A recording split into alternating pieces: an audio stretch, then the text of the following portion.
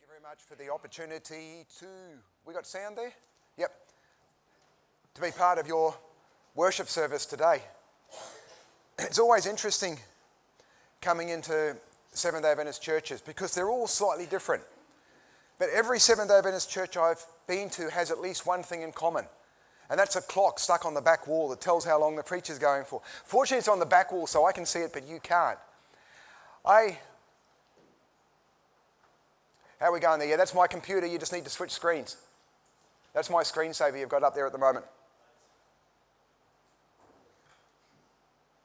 So you need to go into PowerPoint and select it to the PowerPoint to come up on the other monitor. That's it. That's what we're looking for. I once got asked how I managed to preach without notes, and it's real easy when your notes all come up on the screen for everyone to see. That's the advantage of PowerPoint. Let's just bow our heads for a word of prayer. Lord, thank you so much for the blessings that you give us. Thank you so much for the individuality that you give us. But thank you, Lord, that you love each and every one of us just the way we are. For Jesus' sake, amen. Right at the end of Moses' life, he called the children of Israel together and he preached a sermon. That sermon's the book of Deuteronomy. And it takes about 2.5 hours to read through if you read it through out loud. I'm not going to preach that long this morning.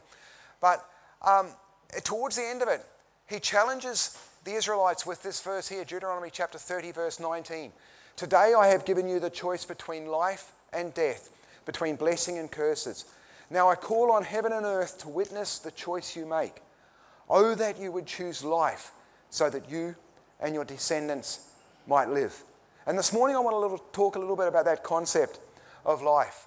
Some of us think about life as postponing that tombstone as long as we can. And I have a hobby, and it's going into cemeteries and looking at tombstones. And this is some of the tombstones that I've come across. This one here. Here lies the body of Elizabeth, wife of Major General Hamilton, who was married for 47 years and never did one thing to disoblige her husband. She died 14th of April, 1798. Don't you wish, brother? Or what about this one here? Here lies Anne, wife of Ben. Here let her lie. Now she has peace, and so does Ben. Or here lies the body of Ezekiel Aki, aged 102. Only the good die young. Or this was a fascinating one from a graves cemetery in England. Erected to the memory of John McFarland, drowned in the waters of the Leith by a few affectionate friends. And this is one of my favourite ones. Oh, so this is another really good one I found. Here lies the body of Dorothy Parker, 15th of April, 1906, 23rd of April, 1998. Wherever she went, including here, it was against her better judgment. And this is one of my favourite ones, another English one. Sacred to the memory of Major James Bush, who was killed by the accidental discharge of a pistol by his orderly, 14th of April, 1831. Well done, thou good and faithful servant. And this is one that actually caught my attention. Here lies the body of Paul Meredith, who lived a merry life and died a merry death. And it just so happens that my name is Paul Meredith Rankin. My mother's been dead for about 15 years, so I can't blame her for having to grow up with a middle name of Mary in a New Zealand and Australian society. But sooner or later, there's going to be a tombstone that reads something like this. Here lies the body of Paul Meredith Rankin. And on that tombstone are going to be 2 dates. And the reality of the matter is, I have no control over that first date. What my parents did 9 months before I was born is none of my business. But more and more evidence is showing us that we've got more control over that second date. And we look and we say, what is it that makes a difference? And for some people, as they get old with dignity. And one of my heroes since I was a boy is a bloke called Chris Bonington, Sir Chris Bonington. He was a mountaineer. And I remember reading a book called Everest the Hard Way. And there's a pile of rocks in Scotland called the Old Man of Hoy. And Chris Bonington first climbed it in 1966. And he actually went back and climbed it this year. Have we got sound there, folks? You're stiffer and you're slower. You haven't got the same endurance as you had before. You can't achieve quite what you did before. But what getting to the top of the Old Man of Hoy is showing me is that one can go on doing it. So Chris Bonington's done a lot of hardcore stuff in his time, as we all know. But in many ways, I think what he's done this week is right up there. It's really inspiring to see Chris at that stage in his life still putting it on the line, setting himself a really enormous challenge.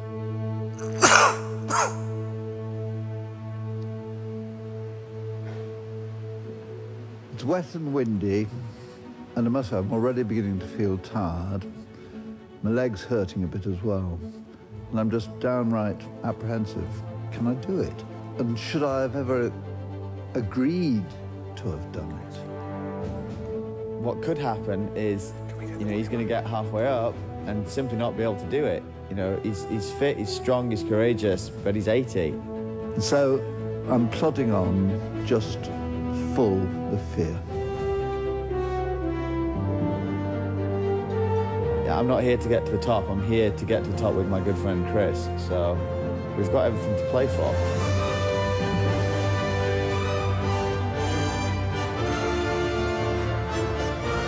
I'm following Leo's route, and I can see a couple of slings up above me in this wide crack. And that seems, well, the obvious way to go. So up I go, and I reach it.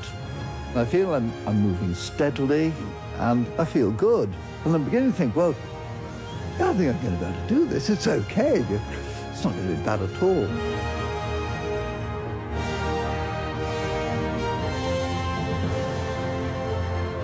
Chris gets up to me at the top of the second pitch.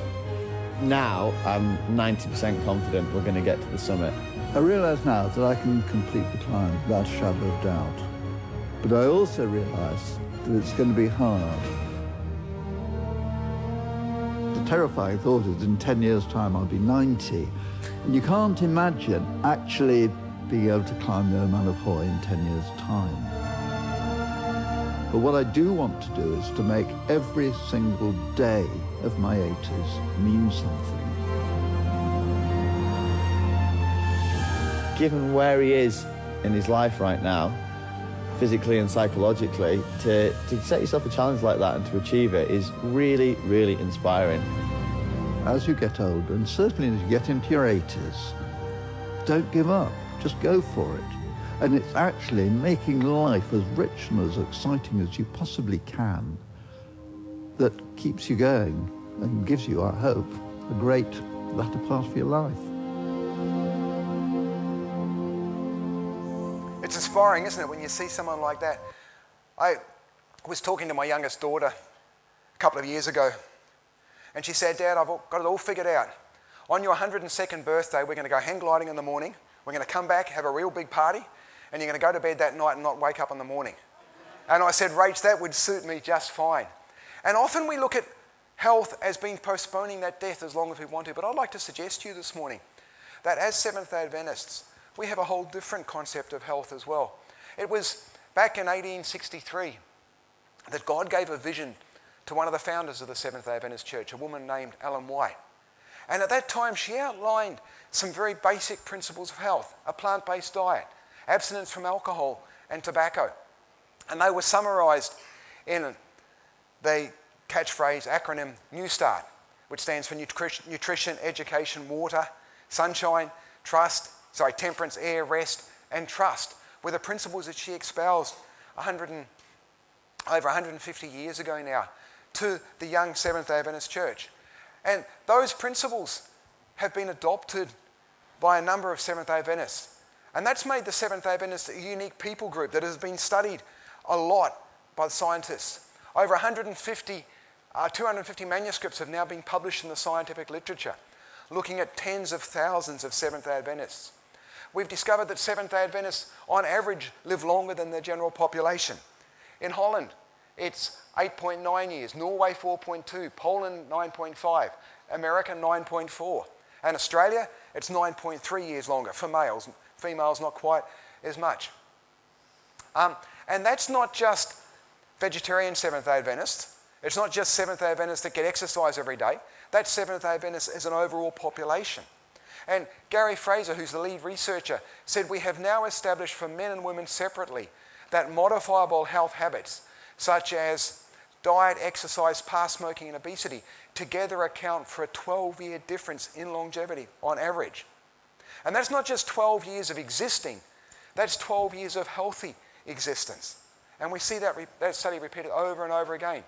The National Geographic magazine, when it published an article looking at the three longest living people groups in the world, identified 3 people groups. Sardinians in Italy, Okinawans in Japan, and Seventh-day Adventists in Loma Linda, California. And they said that those 3 people groups, Dan Buettner has now identified 2 more people groups in the blue zones, had 4 things in common.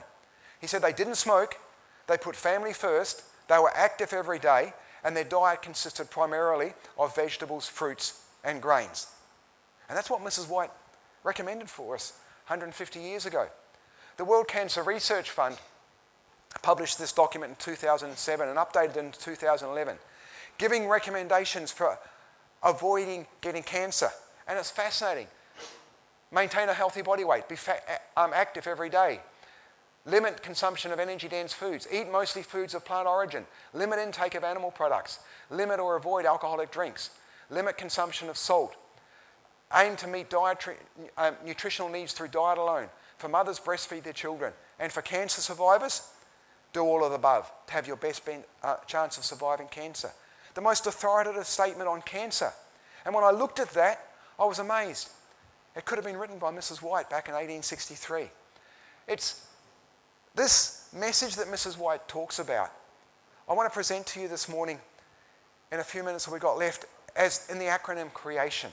It actually comes from Florida Hospital, where it was developed. But creation health starts initially with choice. And all of us have choices to make. Some of us struggle with those choices. And some of us find the choices scary. And we're a little bit hesitant about making those choices. And some of us approach choices in different ways. Now, my friends, this is an American study. I know it doesn't apply in Australia, but it's an interesting study. They took 500 women and they asked them to go to a shopping centre and buy a pair of jeans. And the red shows the route the women took. They took 500 men and asked them to buy a pair of jeans, and the blue is the track that the men took. As I said, that's an American study. It doesn't apply, but it does illustrate the fact that all of us approach choices from different ways. But the basic fundamental principle of health is choice. And if I asked you to define Christianity in one word, what word would you use to define Christianity? Sorry? Choice? Choice is a good word, but I'd say that there's a word even more fundamental than that. If you look at 1 John chapter 3, God is defined as love. And the fundamental principle of Christianity is that we serve a God of love.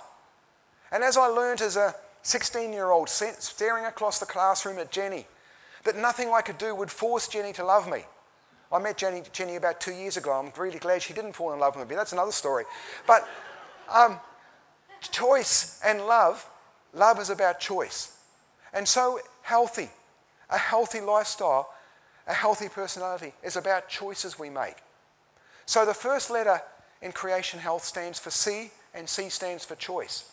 The next letter, R, stands for rest. And rest is another fundamental principle that we look at in Adventism. One of the core principles of Adventism is Exodus chapter 20, verses 8 to 11. Remember the Sabbath day to keep it holy. For 6 days shalt thou labour and do all thy work. But the 7th day is the Sabbath of the Lord your God. In it you shall not do any work. Okay, and it goes really interesting. Thy son nor thy daughter, thy manservant nor thy maidservant. As you read that through, the only person excluded from working on Sabbath is the wife. But that's another story we'll take up in another issue. But we know that God has said to us 1 day a week we need to take some time out and we need to rest and relax. But rest is not just about a Sabbath rest. Rest is about the holidays. I had to say to my wife just a couple of weeks ago, love, holidays are not like a bank account. The more you've got, the better. Holidays are there to be used on a regular basis. And it's not just holidays. It's about taking a rest on a regular time. I spend a lot of my time working on a computer.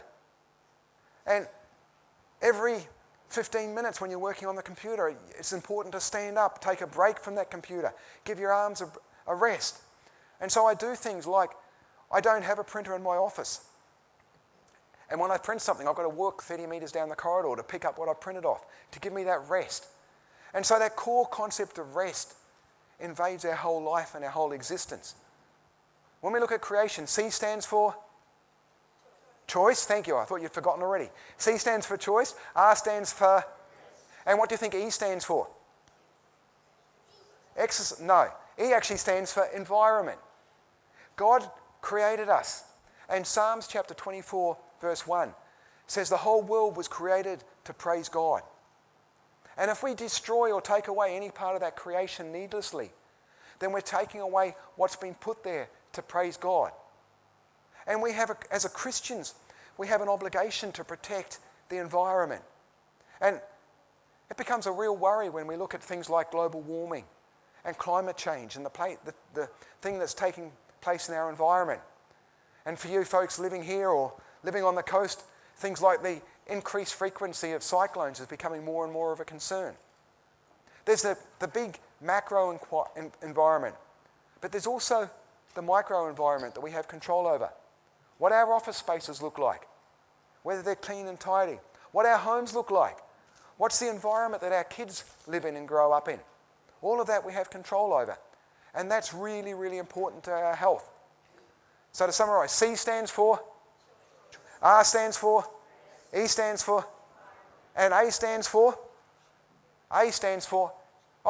environment. This environment has an impact not just on us, but this is a conversation I heard on my father-in-law's farm with the senior cow talking to the calf.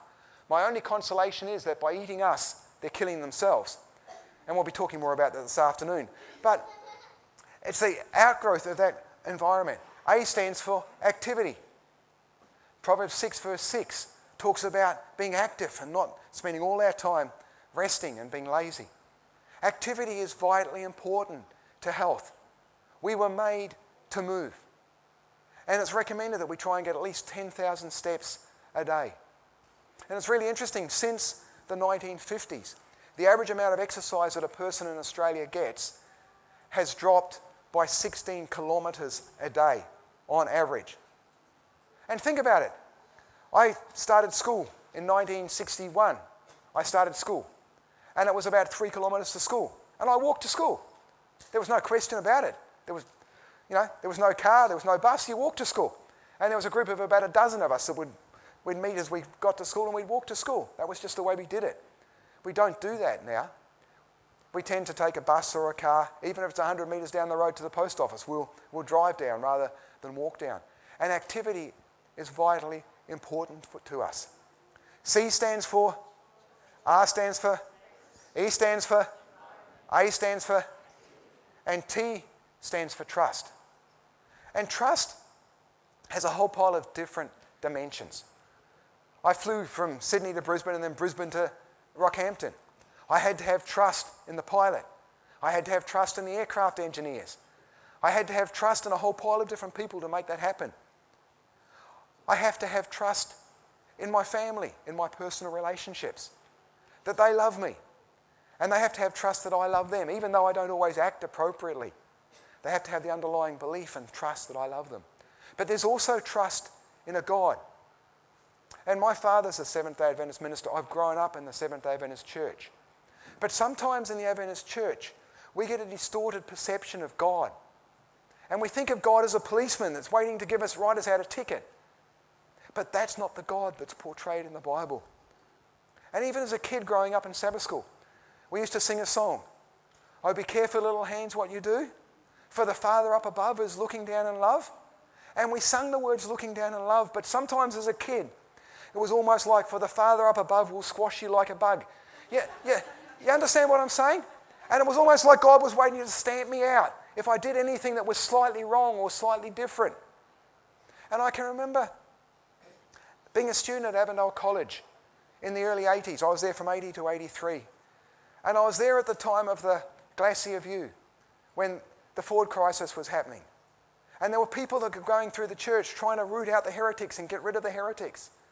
And they portrayed that as an act of God. Now, I'm not trying to defend heresy or one side of the argument or the other side of the argument. But God is not a God that demands that we all behave the same. I'm actually reading through Jeremiah at the moment for my personal devotions.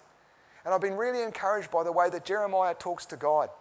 And he tells God in no uncertain terms that he doesn't like what God's doing. And he gets really angry and really upset with God. But God still loves him and still uses him as a prophet. And our God is a God that loves us unconditionally.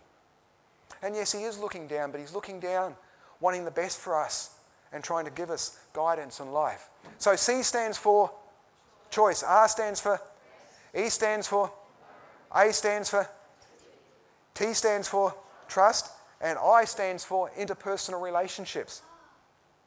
There is so much evidence out there that shows us that as human beings, we were designed to work in an environment where we interact with lots and lots of other people. We're social animals. And if you take a baby away and isolate a baby, it doesn't do well. And we saw that in Romania after Romania left the communist curtain, and they went back in there and they found orphanages where these babies were isolated from human contact. And the babies they didn't flourish well. We need that human contact to flourish. But they've also found, research has shown over and over again, that if people are suffering from depression, one of the most effective ways to treat that depression is to give those people depressed opportunity to minister to other people. And it's actually only when we reach out to other people and minister to other people that we become fully alive and fully human beings. One of my favourite verses in the Bible is Genesis chapter 2, verse 18, where God says it's not good for man to be alone. And fortunately, he gave me a wife and a family, and I've managed to experience the joy that brings. And then I, the next letter is O, and O stands for outlook. And outlook is one of the key factors in health when it comes to health, because we can determine how we see things. If you get two people looking at a car accident and you ask them what they saw, they will both come back with very, very different stories. And the old saying, two men looked out through bars. One saw mud and the other saw stars. The same picture, but they saw different things. Let me give you an example. When you look at that picture, what do you see? Some people see an old lady, and what else? Other people see a young girl. Okay? You can see a chin and a mouth and an eye and a bonnet, or you can see an eye and a nose and a mouth and a chin and a necklace. It depends how you look at the picture, whether you see the young lady or the old woman. Or if you look at this picture, what do you see? So it can be two people looking at each other, or it can be a vase or a vase, depending on what your accent comes from, or a cup. The same picture, but people see different things. This picture here, exactly the same picture, but if you turn the picture up the other way, it gives you a totally different concept. Okay? And I actually showed that picture to a non-Adventist audience on one occasion. And one of the blokes says, that's what happens when I go to the pub. I have 6 beers and they all look good. But our perspective depends upon how we look at things. And we can choose how we interpret what happens in our life and our environment. And the way that we interpret things is vitally important. And as Christians, we know that there is a God in heaven. And we know that God says, I will make all things work together for good. He doesn't say that I'll make all things good, but he says he'll take the bad that happens to us and make that work together for good if we give the opportunity to him. So C stands for, R stands for, E stands for, A stands for, where are we? T stands for trust, I stands for, and O stands for, and N stands for nutrition. Nutrition had to come up somewhere, didn't it? And nutrition is a very, very important part of health. But so often as the Adventist Church, we tend to make nutrition the be-all and the end-all of Adventist Church. My father was a minister. And it seemed almost sometimes as a kid growing up, the dad would start Bible studies with these people. And about Bible study number 3, Mum would go along and teach them how to cook gluten steaks. And they couldn't get baptised till they could... No, I'm joking. It's a caricature. But we tend to have focused on nutrition, and nutrition is vitally important to us when we look at health reform. And let me just illustrate that for you.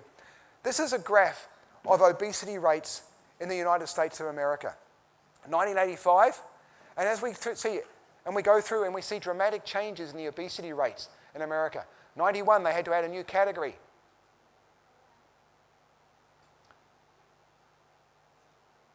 97, another category was added.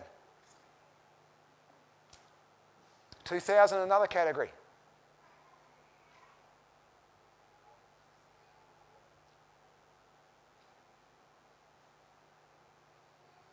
That's what's happened to the obesity rates in North America in 25 years. Now, I didn't make those up. I actually downloaded that PowerPoint or those slides from the Centre for Disease Control. Why do you think we've seen that massive, and we've seen the same thing in Australia, but why do you think we've seen that massive explosion in obesity in a 25-year period? What's caused that? Sorry? It's the diet we eat. Okay? And there's two things. It's the diet we eat, and it's the change in exercise levels. As I mentioned earlier, our exercise levels have dropped dramatically. But in America, after the Second World War, the American government began to subsidise farmers to grow certain types of crops. And one of the crops they subsidised farmers to grow was corn, maize. And America discovered that it had this enormous glut of corn. And they tried to work out what to do with this corn. And they could have given it away to feed the rest of the world, but they didn't. They decided to make money out of it. And the scientists worked out how to make sugar out of this corn. It's called high fructose corn syrup. And it's become the basis of a lot of our Western diet, the processing of food to make it more calorie intense and not more nutrient intense. Let me illustrate. Do you have any idea how much sugar is in one bottle of Fanta? That's a 600ml bottle of Fanta. And you turn it around and you have a look at the back of it. It says there, sugar, 74 grams of sugar. Now there's 5 grams of sugar in a teaspoon. So how many teaspoons of sugar is that? Pardon? 15. So how many 5s in 74? Pardon? How many 5s would there be in 80? Pardon? Just under 15 teaspoons of sugar. So can you come and give me a hand, mate? Can you put your... Hey, no, and your son? Bring your son up here. So I want your dad to hold that, okay? And I want you to take this teaspoon, and we'll open the top of that out, and I want you to put 15 teaspoons of sugar in there. So that's 1, 2, 3, 4, 5, 6, 7. Just tip it on the side a little bit so you can get full teaspoon. 7, 8, 9, 10, 11, 12, 13, 14, 15. Now hold that up so they can all see. Hold it up. That's the amount of sugar in one bottle of Fanta. Now, if you have a bottle of Fanta, what do you have to have with a bottle of Fanta? You've got to have some chocolate bar, don't you? So, no, don't put them back. Okay, if we have a bottle of Fanta, okay, put them back in. That's 1, 2, 3, 4, 5, 6, 7, 8, 9, 10, 11, 12, 13, 14, 15. Now put another 8 in, because that's how much there is in that Moro bar. 1, 2, 3, 4, 5, 6, 7, 8. Thanks very much. That's the amount of sugar in one bottle of Fanta and one Miro bar, which for a lot of our kids today is just a light snack, isn't it? But do you realise, and do they grow sugar cane this far south? Sugar cane? Have you ever eaten sugar cane? I grew up in Papua New Guinea, and we used to get the sugar cane. We'd cut a bit off with a bush knife, peel it with our teeth and chew it up and spit it out, which horrified some of the adults, but that was another story. But it tastes really good. But do you know how much sugar cane it takes to produce 1 teaspoon of sugar? Pardon? It's about 6 foot, about 2 metres, I understand. So in order to get that, what we've got, 15 plus 8, what's 15? How good's your math, mate? 23, that's right. So that is, 23 times 23, 46 metres of sugar cane to produce that. Now I challenge anyone here to eat half a metre of sugar cane, let alone 46 metres of sugar cane in one meal. And what we've done is we've taken the food that God produced for us to grow naturally, and we've refined that food and made it into something that we weren't supposed to eat.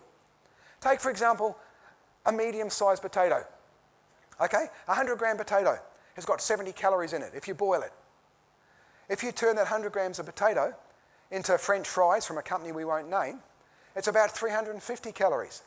And if you turn it into Pringles chips, it's 500 calories. Now, I don't know about you, I can actually eat 100 grams of Pringles chips just like that and come back for more. I really struggle to eat 8 medium-sized potatoes because my stomach's not big enough to hold that much food. And it's that change in calorie density that's caused the massive obesity epidemic. Let me illustrate that. This is a statue of David from Italy, okay? And David, being a good Australian, has got some board shorts on, okay? David went for a 2-year tour from Italy, for a 2-year tour to America. This is what David looked like when he'd finished his 2-year tour of America. And David's sponsors for that 2-year tour were our friends who I'm sure you're very familiar with. That's what our modern diet and the way that we eat does to us. That's actually a photo of me taken on my wedding day. That's about 28 years ago. I was significantly larger then than I am now. I weighed about 16 stone. I weighed about 110 kilos. Oh, about 105 kilos at that stage. That's a photo of me taken about 10 years ago. Okay, at that stage I weighed about 110 kilos.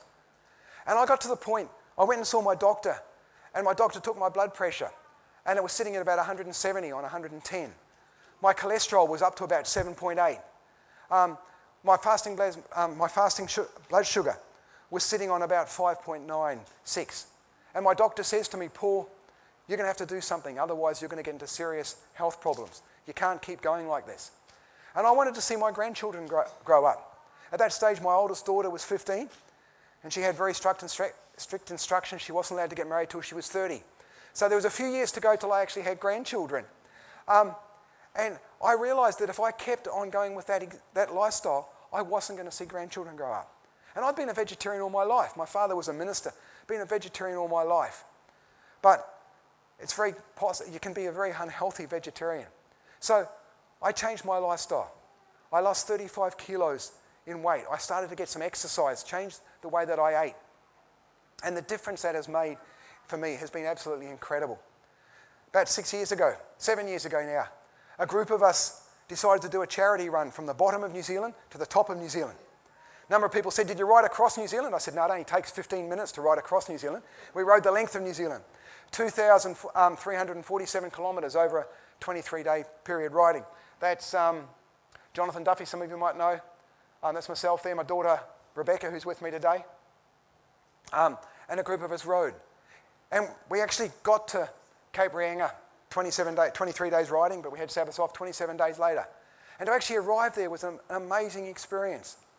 I had always wanted to fly hang gliders, but the hang gliders don't struggle to hold someone up who's 110 kilos.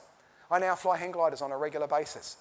But more than that, it's given me the energy and ability to serve God in ways that I never dreamt of before. God can use any one of us, there's no question about that. But if we're healthier, we're better able to serve God. It hasn't changed my relationship with God. My relationship with God is not about what I eat or what I do. That's a relationship with God. My salvation is dependent upon that. But it's given me energy and passion that I didn't have before. I just want to share with you a video testimony. Hello, I'm Pat Quinn and I live in Toowoomba in Queensland. 4 years ago, I was physically in a bad way. I was in so much pain that I sat in the armchair at home and I wondered if I would ever be able to go back to the work that I love, running a counselling centre. I imagined that my life was just going to go downhill from there on. I had tried every diet there ever was. I could write the books about diets. Every other diet that I'd ever been on, I was so hungry and my energy was so depleted. And providentially, I opened the newspaper one day and I found an article about a program called CHIP. So I thought, I'll go along to an information ride. I wasn't sure whether I really wanted to commit myself, but it was only a month. So I thought, right, I'll give it a go just for a month. I'll follow it thoroughly and see what happens in the month. Well, in the month, I lost 4 kilos, which delighted me. And I thought, well, if I could do this for a month, I could continue doing this. The beautiful thing about being on this program is that I have never ever been hungry.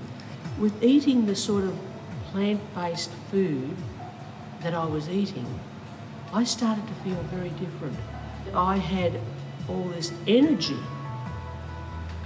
It was such a surprise. That was 3 years since I started the program. In that 3 years, I have lost 37 kilos. I have lost all the pain that was ever in my body. I'm 74. I feel like I'm 50 without the pain that I had in my body when I was 50. It's wonderful because I'm back doing the work that I love and I'm doing lots of things that I love. And I'm passionate to let other people know how wonderful this program is. When I entered the program, I didn't realise that it was supported by the Seventh-day Adventist Church. Maybe I would have hesitated a bit if I'd known, although I was so desperate I probably would have still gone along. It was halfway through the course that I realised that the Seventh-day Adventists were supporting the program. At no stage did they ever try to convert me, and I am a Catholic sister and I didn't try to convert them either. But I have been very impressed with the Seventh-day Adventist community in Toowoomba and the ongoing support they give to people who have done this program. I just love going and being there with them.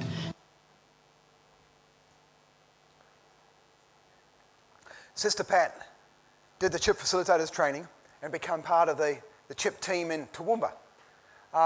And you can see Sister Pat right in the centre of that team. And they ran another program, or they've run several programs in Toowoomba, but last year I was up there for the graduation of the CHIP program in Toowoomba. And that's a picture of Sister Pat with 13 of the 17 people she personally invited along to the CHIP program at the local Seventh-day Adventist church.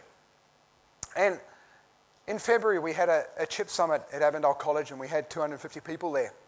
And we presented an award to the person who had made the most outstanding contribution to CHIP in Australasia in the last 2 years' time. And we actually gave it to Sister Pat Quinn because that testimony that has been shown all over the world. And she stood up the front and she said, I want to give a message to you Seventh-day Adventist people. God has given you a special message and you have got to share that message. And that's a Catholic sister telling us as Seventh-day Adventists to go out and share that message. I want to challenge you today in 2 ways. I want to challenge you to look personally at your own health and say, how can I make a difference to my health? Remember, C stands for, R stands for, E stands for, A stands for, T stands for, I stands for, O stands for, and N stands for nutrition. And all of us can make choices, and we make ongoing choices. But also God has given us a special message for us to go and share with our community and with people we come in contact with. Today, I give you the choice between life and death, between blessing and curses. Now I call on heaven and earth to witness the choice you make. Oh, that you would choose life so that you and your descendants might live. And my prayer today is that you'll choose life. Thank you very much.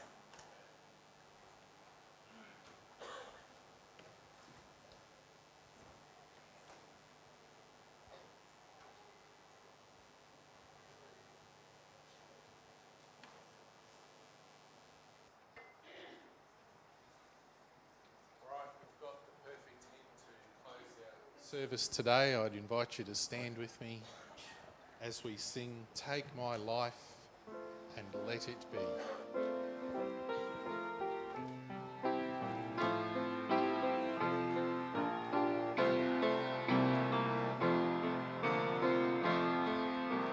Take my life and let it be consecrated over thee. Take my hands and let them move by the impulse of thy love, by the impulse of thy love. Take my feet and let them be swift and beautiful for thee. Take my voice and let me sing, always only for my King, always only for my King. Take my lips and let them be filled with messages from thee. Take my silver and my gold, not a mite would I withhold, not a mite would I withhold. Take my will and make it thine, it shall be no longer mine. Take my heart and it is thine own, it shall be thy royal throne, it shall be thy royal throne. Take my love, my Lord, I pour at thy feet its treasures store. Take myself and I will be ever only for thee, ever only for thee. Thank you, Lord, that you created us beings with free will. Thank you, Lord, that you love us and love us unconditionally. Help us today to make choices that are honouring to you for Jesus' sake. Amen.